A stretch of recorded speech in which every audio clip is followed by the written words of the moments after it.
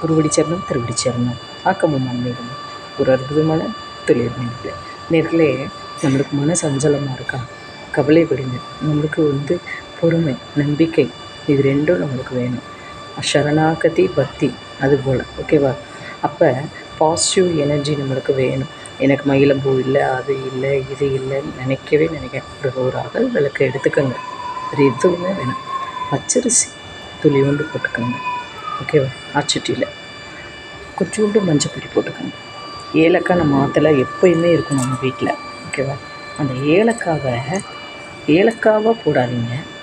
தோலை உரிச்சிட்டு அந்த உள்ளே இருக்கிற சீட்ஸ் விதை இருக்குது பாருங்கள், அதை மட்டும் போட்டுக்கோங்க.